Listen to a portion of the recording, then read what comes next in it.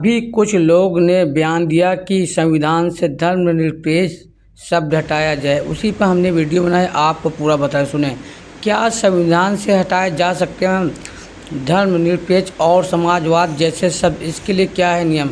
आप हमारी वीडियो को स्किप न कीजिए और वीडियो को पूरा देखिए। अगर नए हो तो चैनल को सब्सक्राइब कर लीजिए। हम आपको सुप्रीम कोर्ट का आदेश, हाई कोर्ट का आदेश और भी कानूनी प्रक्रिया आपको अपने चैनल के माध्यम से बताते हैं। सुनिए आगे क्या है मामला।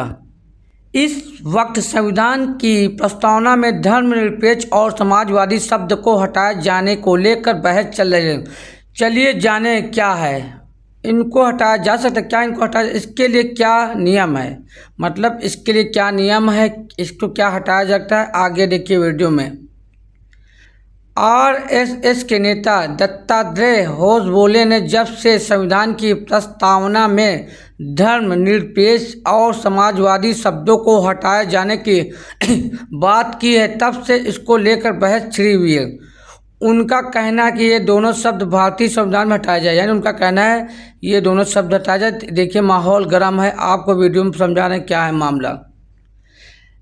संविधान निर्माण के वक्त नहीं थे सब, बाद में, यानी उन्होंने कहा जब संविधान हुआ तब ये शब्द नहीं थे, बाद में इनको इसमें जोड़ा गया। केंद्रीय मंत्री शिवराज सिंह चौहान और उपराष्ट्रपति जगदीप धनखड़ ने भी इस मामले पर समर्थन किया है, यानी आरएसएस का समर्थन किया, और कहा कि किसी भी देश की संविधान की प्रस्तावना में, और उन्होंने कहा किसी भी देश की संविधान की प्रस्तावना में बदलाव नहीं किया जाता है, लेकिन इमरजेंसी के दौरान यह किया गया, जो कि बिल्कुल भी सही नहीं है। आइए जान लें कि क्या ये दोनों शब्द संविधान से हटाए जा सकते हैं और इसको लेकर क्या नियम है, यानी कि दोनों शब्द क्या संविधान से हटाए जा सकते हैं, इस पर क्या नियम है। ये क्या कह रहे हैं कि इमरजेंसी के समय ये जोड़ा गया था।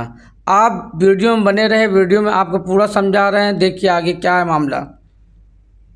सिर्फ इमरजेंसी में हुआ प्रस्तावना में संशोधन। यहाँ जिन दो शब्दों धर्मनिरपेक्ष और समाजवाद शब्द की बात हो रही है, ये बदलाव संविधान की प्रस्तावना में किया गया। किसी भी संविधान की प्रस्तावना उसकी आत्मा होती है, यानी जो प्रस्तावना होती है उसकी आत्मा होती है। भारत को छोड़कर किसी भी अन्य संविधान की प्रस्तावना, यानी जो प्रस्तावना होती है वही मेन होती है, वही संविधान की आत्मा होती है। और भारत के किसी भी अन्य संविधान की प्रस्तावना होती है जिस पर संविधान विकसित किया जाता है। दूसरे शब्दों में कहे तो प्रस्तावना संविधान का बीज है, लेकिन 1976 में 42वें संविधान संशोधन अधिनियम के द्वारा इसे बदला गया था और इसमें समाजवादी, धर्मनिरपेक्ष और अखंडता जैसे शब्द जोड़े गए थे, यानी इसमें ये शब्द जोड़े गए थे। यानी जब 42वें संशोधन हुआ तो ये शब्द जोड़ दिए गए थे। आगे देखिए क्या हट सकते हैं धर्मनिरपेक्ष और समाजवादी शब्द? संविधान की प्रस्तावना में परिवर्तन की बात करें तो इसमें भी संशोधन किया जा सकता है, यानी मतलब इसमें भी संशोधन किया जा सकता है, लेकिन कुछ सीमाओं के साथ। सुप्रीम कोर्ट का मानना है कि प्रस्तावना संविधान का हिस्सा है, यानी उन्होंने कहा प्रस्तावना जो कि संविधान का हिस्सा है और इसमें अनुच्छेद 368 के तहत, यानी किसके तहत? 368 के तहत संशोधन, यानी संशोधन कर सकते हैं, संशोधन किया जा सकता है, लेकिन संविधान के मूल ढांचे में बदलाव नहीं किया जाता। लेकिन जो इसका मूल ढांचा उसमें बदलाव नहीं किया जा सकता, संशोधन आप कर सकते हैं। 1976 में 42वें संशोधन अधिनियम के द्वारा प्रस्तावना में बदलाव किया गया था, इसलिए प्रस्तावना में संशोधन किया जा सकता है, लेकिन इसके मूल ढांचे को नहीं बदला जाना चाहिए।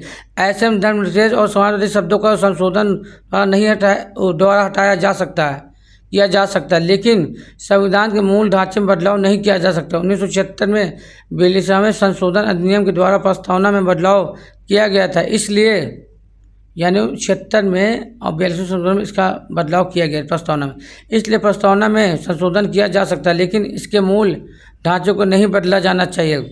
ऐसे में धर्मनिरपेक्ष कब और कैसे होता संशोधन?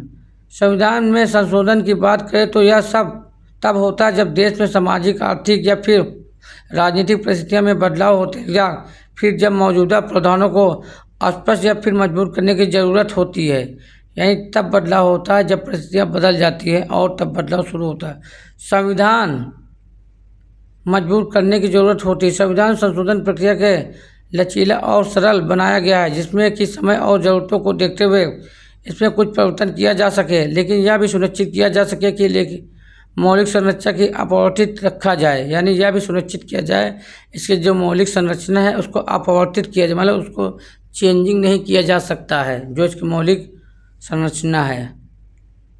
संशोधन के लिए पहले विधेयक को किसी भी सदन में पेश करना होता है, यानी कि दोनों सदनों में पेश करना होता है। इसके बाद दोनों सदनों के द्वारा इसमें बहुमत से पारित किया जाना चाहिए।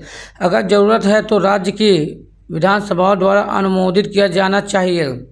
इसके बाद राष्ट्रपति की सहमति से संशोधन होता है, यानी कि दोनों सदन में जब पास होगा फिर राष्ट्रपति के अनुमोदित से ये कानून पास होगा। आप हमारी वीडियो लाइक कीजिए, सब्सक्राइब कीजिए। धन्यवाद।